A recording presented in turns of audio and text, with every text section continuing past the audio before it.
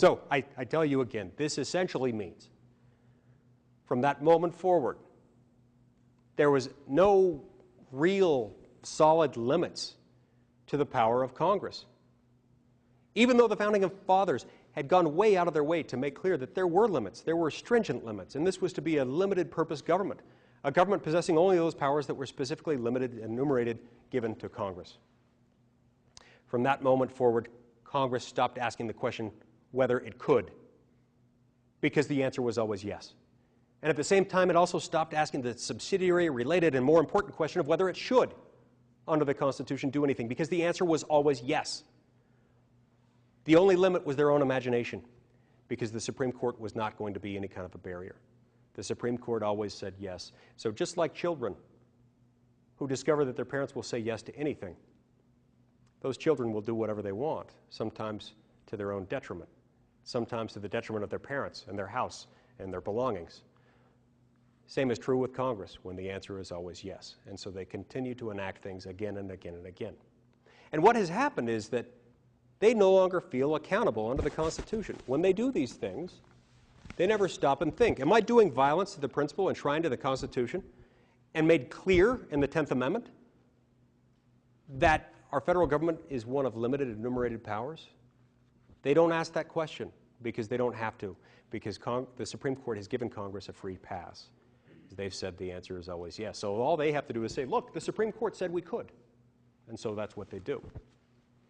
It would all be different if we as Americans read the Constitution, read not only the 10th Amendment, but Article 1, Section 8, so that we could be prepared to ask the right questions, so that we could be prepared to challenge them on particular pieces of legislation that we find at the far edges of what Congress's real power ought to be.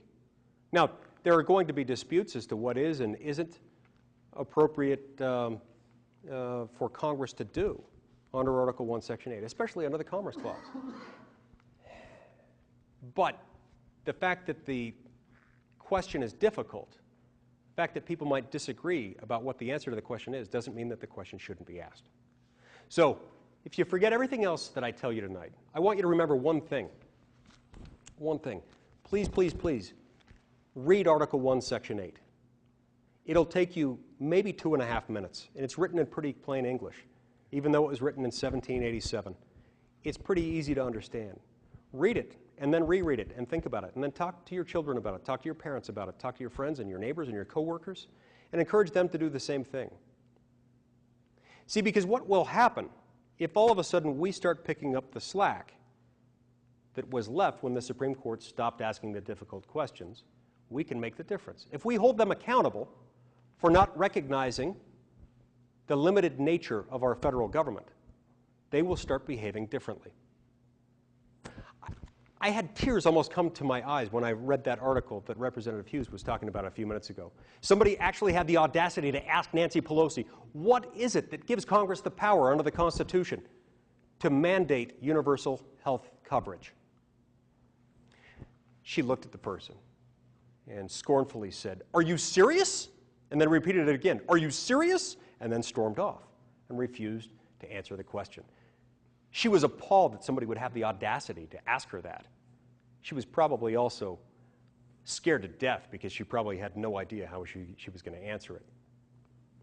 But if we would all start asking that question, not just to Nancy Pelosi, but to our own senators and to our own representatives, they would start to think differently, wouldn't they? And there's a lot to ask them about. There is a lot to ask them about. Anytime you see something that you think looks like something that an all-purpose, all-powerful, consolidated national government might do, start thinking about how you're going to ask your congressman or your senator where Congress got that power.